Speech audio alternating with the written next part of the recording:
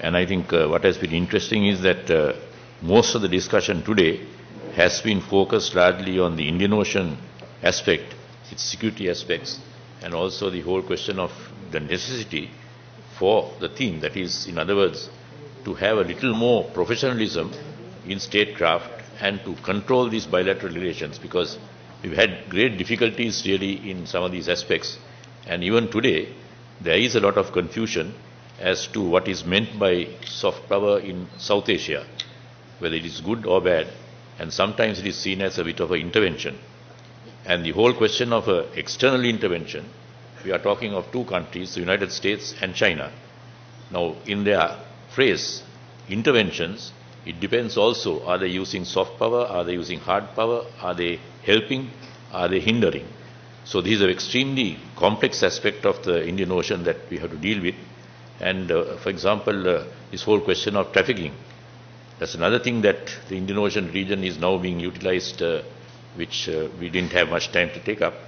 And these have caused problems. And even fishing, there was embargo by the EU on buying any fish from Sri Lanka, because they had been convinced that Sri Lankan fishing was not particularly environmentally sound, when it was in other way really an Indian aspect, because the whole question of Tamil Nadu, again, not using the word India, which was involved in much of this, particularly in things like, for example, deep trawling, and even the pearl banks of Sri Lanka, which are part of Sri Lanka's legendary, shall we say, biodata or whatever. Now the pearl banks have all been messed up, because I have even seen certain DVDs of some of the illegal fishermen coming into our waters, and they scoop that deep trawling and take the whole burden off that and put it onto the deck. And there are chaps who are small kids, maybe 10, 15 years old, who take each of these small fish, throw them back into the sea, which means they're going to die before they reach there. And there too, things like pearls and so on were being done. So this is a very complex issue, but I think it is something that we need to look at much more carefully, because it affects the whole question of our relations with India, and this as a larger issue affecting the whole South Asian security as well. So with that, there is so much has been done. Now we have, it's question time. We have gone back a lot in time. So instead of having 15 minutes put in, I hope we can confine the question time to say about 10 minutes, and then we'll have any questions. So if you have any questions, if you could, yeah, make it very small, not a complex one, because most of the issues have been raised, and you're not going to get a solution as such, except that you see the ideal, which is to work out something which will ensure that South Asia can work together, rather than getting influenced by these aspects, the illegal aspects, and getting into a very bad situation where the United States also feels that it must now come into South Asia because of these negative factors. So, floor is open, make a question short, brief. Yeah, Mr. Satyamurthy. He is, of course, a very good journalist and frequently reports on Sri Lanka in the Hindu.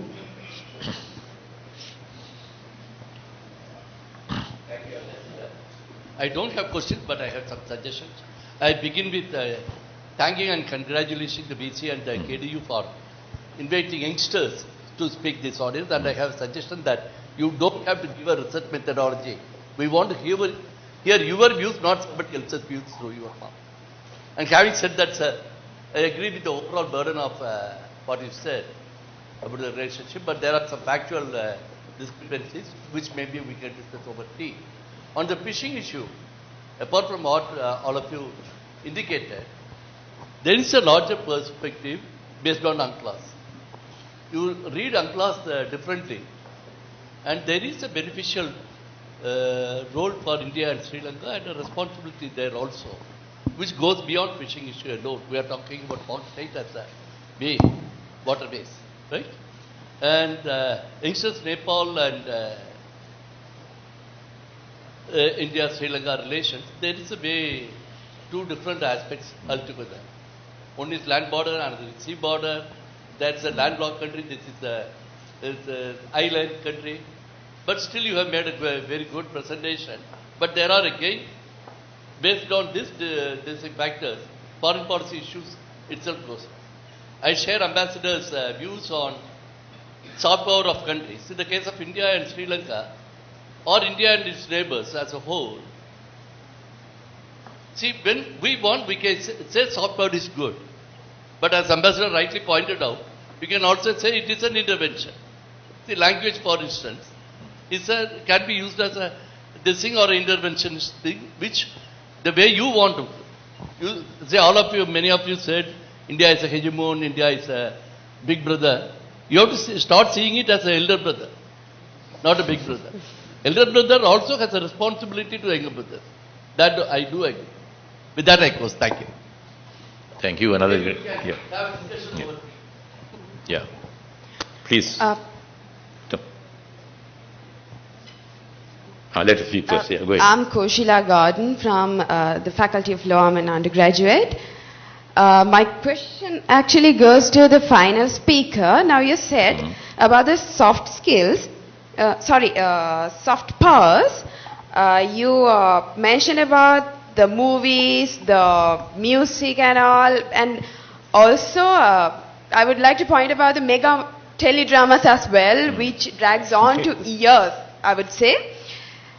What is your perspective on the influence that it would make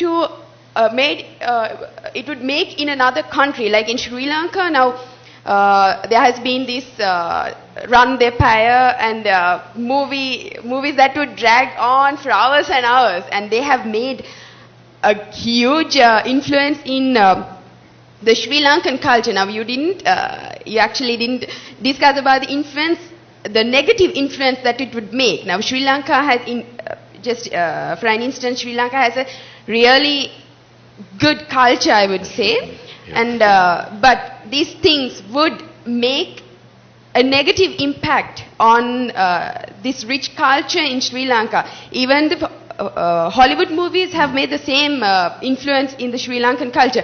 What is your perspective on the influence that it would make? You must keep your question short, because I don't think you should make a speech out among you yourself. Anyway, please, would you like to answer that question very quickly? These films and teledramas and every cultural aspects, those are, because those are the soft power elements which I take to as an element. So, but India is trying, if India want to do something, as their foreign policy or as their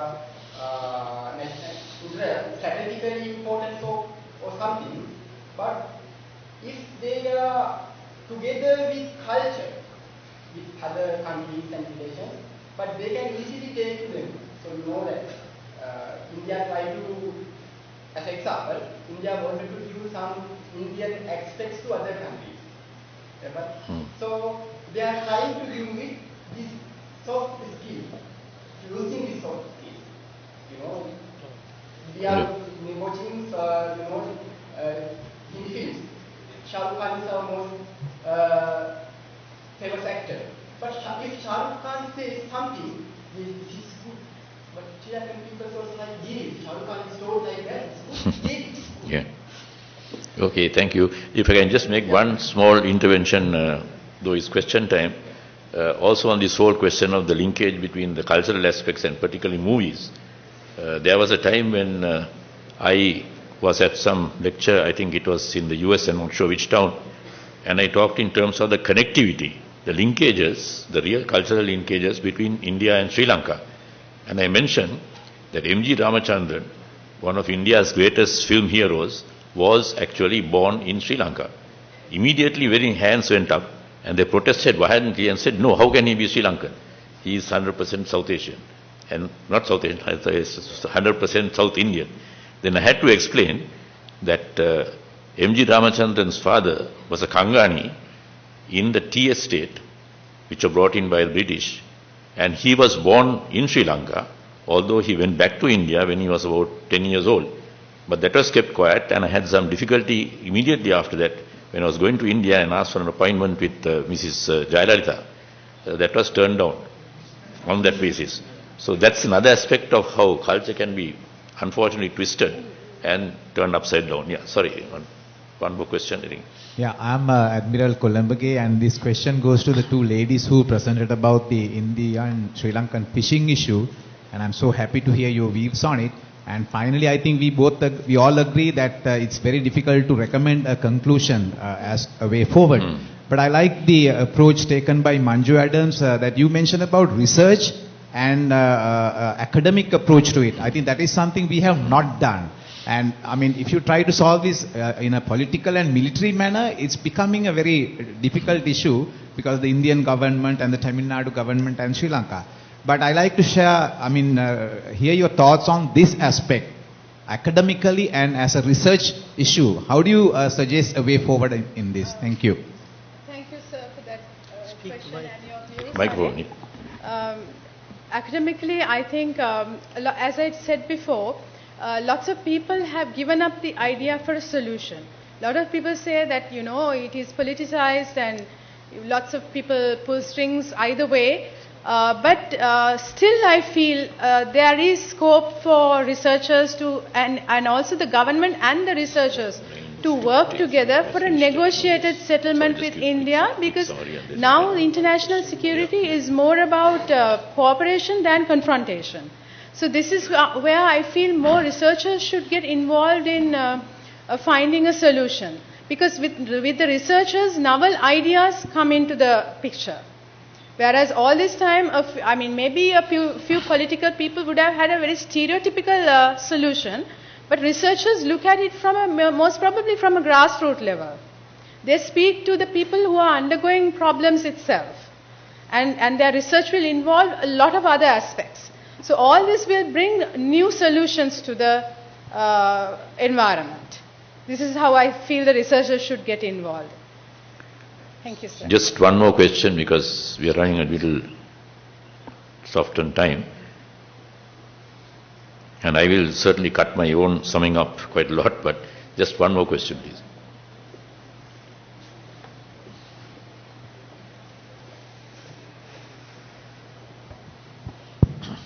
Good morning, sir. I'm Lieutenant Colonel Mal Singh, Commanding Officer of 12th Battalion, the Governor Watch. My question goes to the first speaker. In your presentation, you were emphasizing on the pressure of South India for India to make a reason to have an influence on Sri Lanka. But I believe India is a country who manage the domestic pressure in a very systematic way. And I believe it is not the reason. It may be one of the reasons, but in your emphasis, that was given the major component as to why India influencing Sri Lanka. I believe they have different reasons. The foreign policy adopted by the Sri Lanka during different eras, but India used that the pressure, or whatever that domestic pressure was there in India, the way that they want. It is not the real pressure that India wants to influence on Sri Lanka. India used that pressure as I don't say the word blessing, but in some other way, to influence maybe for other countries as well, whatever the country, to have a control, as the eminent speaker said, elder brothers way. India used that. I don't believe that it's the real pressure of South India that influenced Sri Lanka. It's only my perception. Yeah, thank you for the question. Quick answer, please. Yeah, thank you for the question. In my third part, I mentioned the Indian intervention in 1987 was not merely the pressure from Tamil Nadu. The external factors played an important part. Our relations with the other external powers are not tolerated by India. They are the South Asia is their sphere of influence. It's a combination of both the factors. You are absolutely right on that issue. But Tamil Nadu has a huge impact because substantial population in Sri Lanka are Tamils. They have demands. They have linkages with the Tamil Nadu people. So it plays a vital part, but it's, as you said, it is not only the part that influences the India-Sri Lanka relations. There are external factors as well. Thank you. Yeah, thank you. We are running a bit short of time, so even my summing up, I will not make it too long. But one factor I feel very strongly is that this sort of exchange that we are having here is extremely useful, but it must reach out beyond purely this place of the Kotalawala Defence University, for example. Particularly, its impact should be felt outside. Particularly, that will help also in the relations that each individual country has with others. For example, Sri Lanka's very close relations with China has been a negative factor, in a sense, on the Indo-Sri Lankan relationship. And that was very bad. I think I don't want to get too tied up with the domestic politics of the country, but the whole question of the Colombo port, which was supposed to be assisted by Chinese development means, was not particularly appreciated or liked by India. And I would just be very honest with a quote from one of my colleagues from India who spoke to me and almost shouted at me as to why we are giving a 99-year lease of such a large land area for this Colombo port.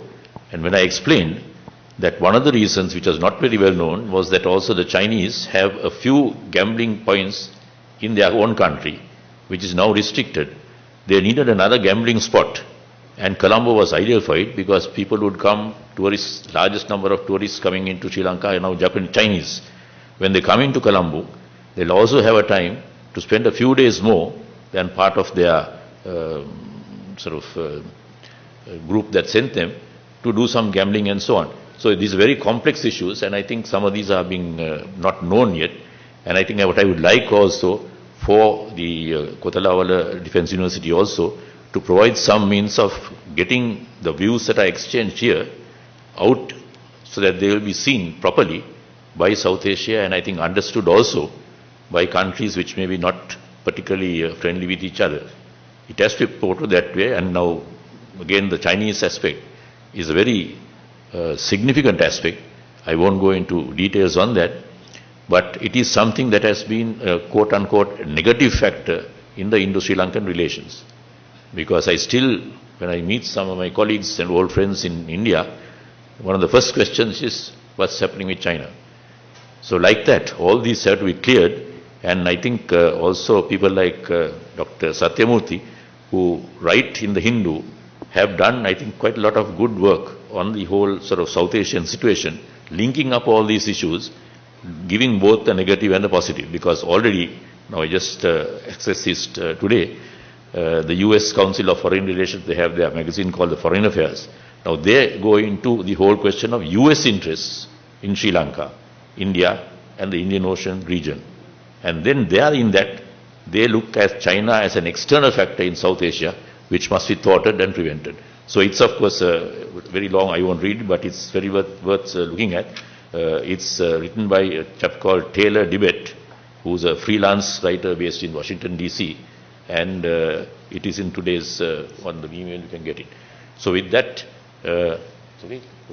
I think we'll break down now for refreshments and then carry on with the rest of the day. Sorry, 1 minute. Yeah, just sorry for this. Yeah. Thank you, sir. I believe that is a very lively discussion, a lively technical session. And I would like to call upon the conference chair, Ambassador Rodrigo, to award certificates to the participants of this session. Sir?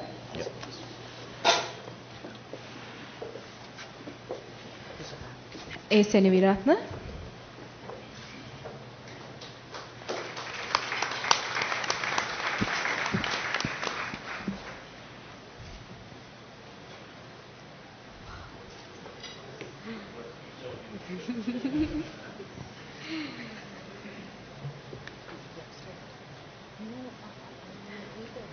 A. Nalawatha and S. Veeraratna.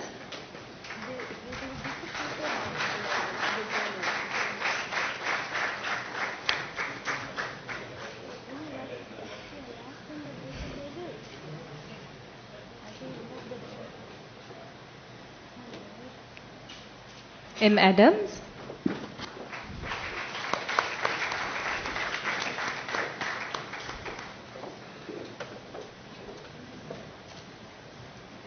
S.A.K. Madanayaka.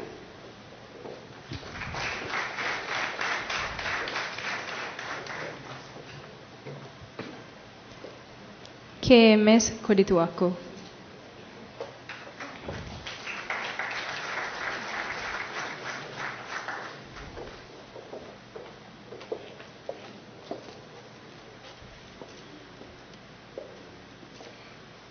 And now I would like to call upon Professor Tilak Veerasurya, Deputy Vice Chancellor Academic, to present a token of appreciation to the session chair, Ambassador Nihal Rodrigo.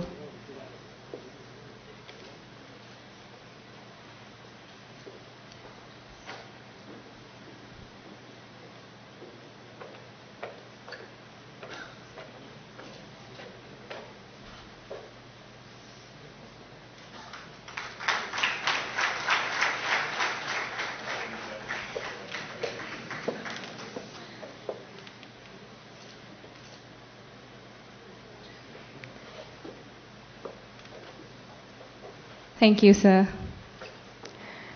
Ladies and gentlemen, we now conclude the first session of oral presentations on the sub-theme Professionalism in Statecraft, Bilateral Relations in South Asia.